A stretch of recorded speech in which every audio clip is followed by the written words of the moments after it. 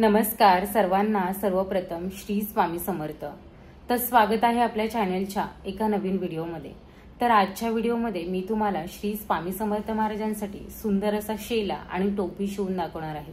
एक वेगळ्या डिझाईनमध्ये शेला आहे, वेगळ्या डिझाईनमध्ये टोपी आहे आणि एकदम सिंपल पद्धतीने कसं शिवायचं हे मी तुम्हाला डिटेलमध्ये सांगणार आहे।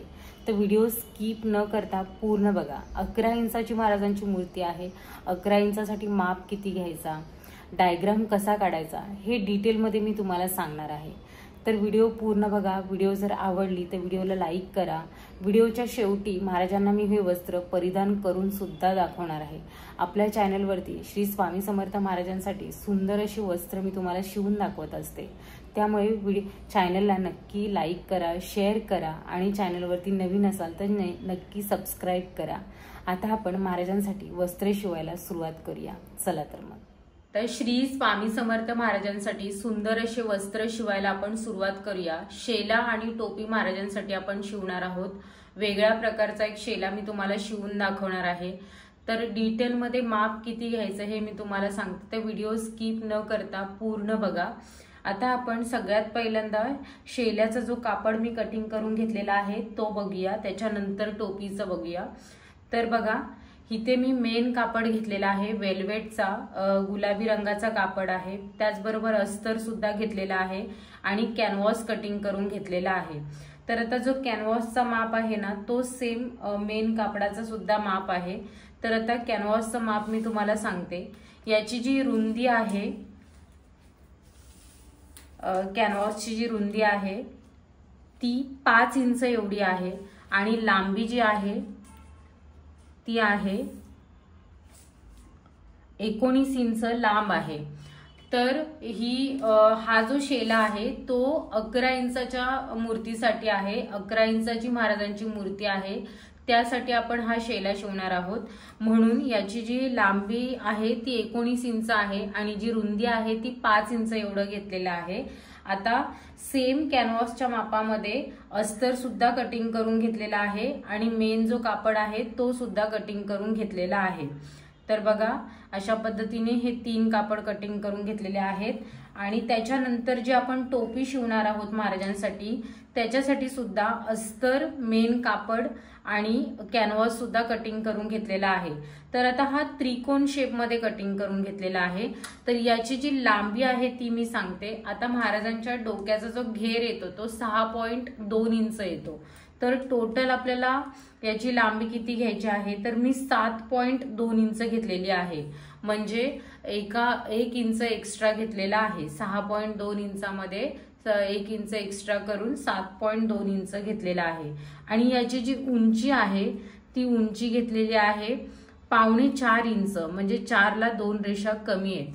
हा 4.25 इंच घेतलेला आहे। त्याच मापामध्ये मेन कापड आणि अस्तर सुद्धा कटिंग करून घेतलेला आहे। तर सगळ्यात पहिल्यांदा आपण शेला महाराजांसाठी शिवूया आणि त्याच्यानंतर आपण टोपी शिवूया। तर या शेल्याला आणि टोपीला सुंदर अशी लेस सुद्धा मी लावणार आहे। तर बघा, गोल्डन कलरची ही लेस घेतलेली आहे। तर आता शेला कसा शिवायचा, पहिल्यांदा आपल्याला कॅनव्हास वरती डायग्राम काढून घ्यायचा आहे। तर सगळ्यात पहिल्यांदा आपण डायग्राम काढूया। तर बघा, हा जो कॅनव्हास आहे याला आपल्याला मध्यभागी असं फोल्ड करायचं आहे। हे बघा, अशा पद्धतीने मध्यभागी आपल्याला फोल्ड करायचं आहे, बरोबर जुळवून घ्यायचं।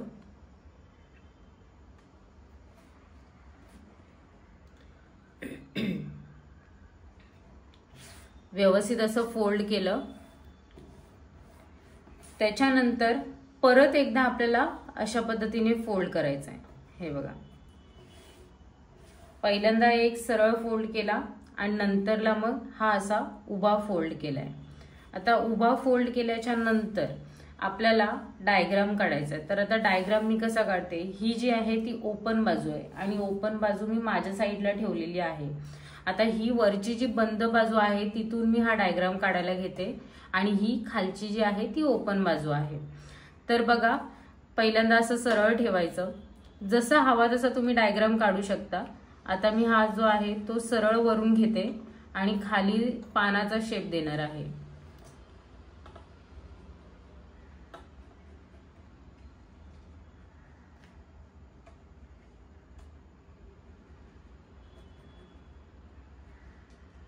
हे बघा, असं हा टोक खाली काढायचा आहे आपल्याला, वरून सरळ घ्यायचा आणि खाली जाऊन पानाचा शेप करायचा।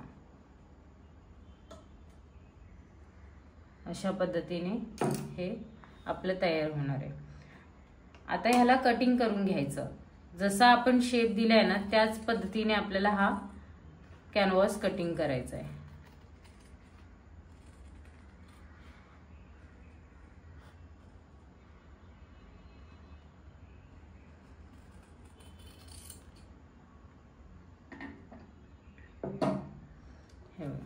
आता हे वरची जी बाजू आहे टोका आलेत ना ती जराशी सरळ करून घ्यायची।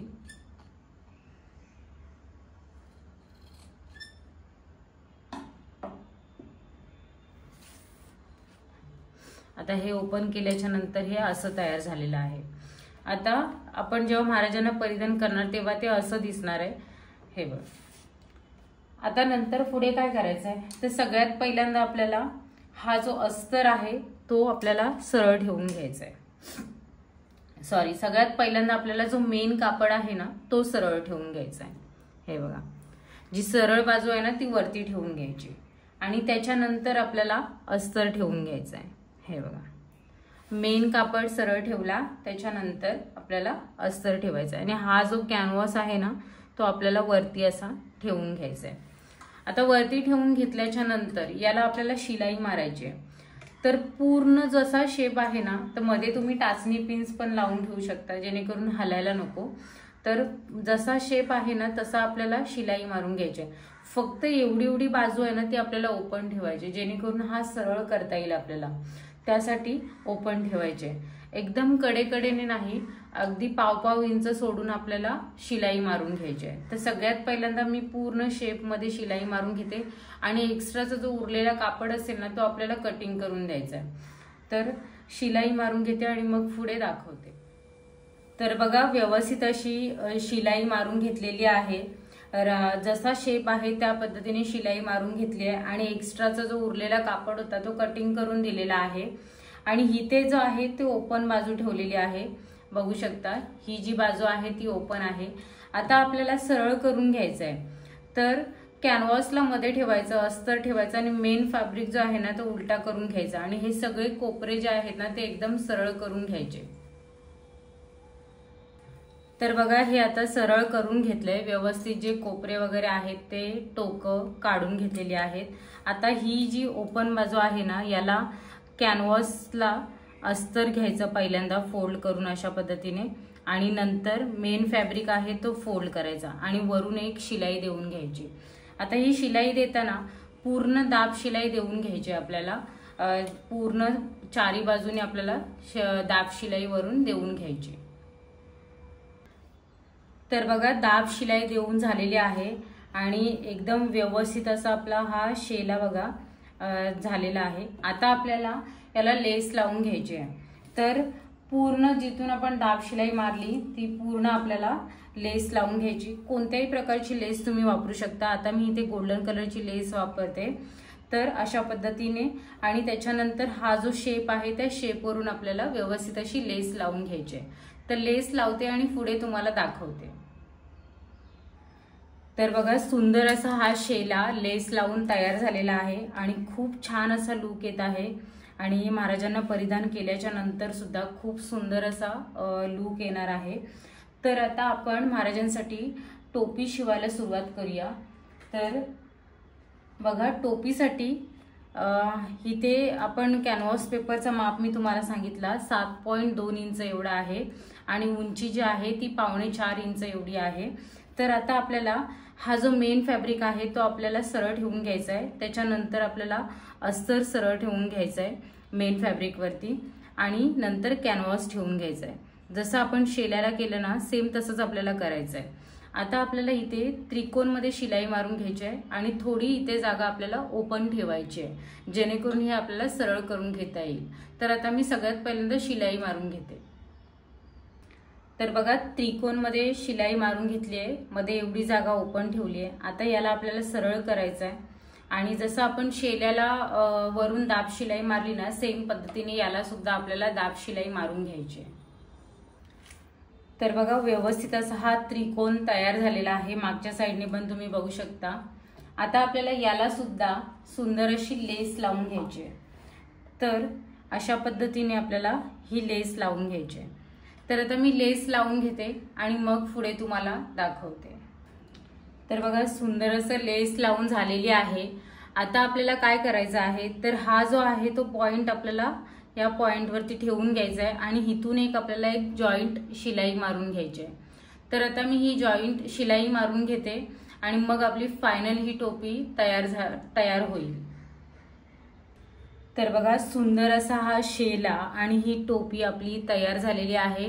खूप छान असा लुक येणार आहे महाराजांना परिधान केल्याच्या नंतर। आता हे वस्त्र मी महाराजांना परिधान करून तुम्हाला दाखवते। फायनल लुक तुम्हाला आता बघायला मिळणार आहे।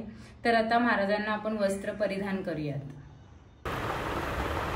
तर श्री स्वामी समर्थ महाराजांना सुंदर असे वस्त्र परिधान केलेले आहेत आणि खरंच खूप सुंदर दिसत आहेत। अगदी सिंपल पद्धतीने शेला शिवलेला आहे आणि टोपी सुद्धा बघू शकता एकदम सिंपल आहे, पण महाराजांची जी पूजा आहे, महाराजांचं जे रूप आहे ते नेहमीच प्रसन्न वाटतं आणि खूप सुंदर दिसतात।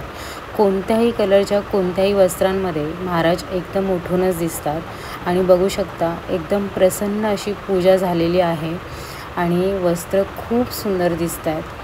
तर हे वस्त्र तुम्हाला कसे वाटले हे मला कमेंटमध्ये नक्की सांगा।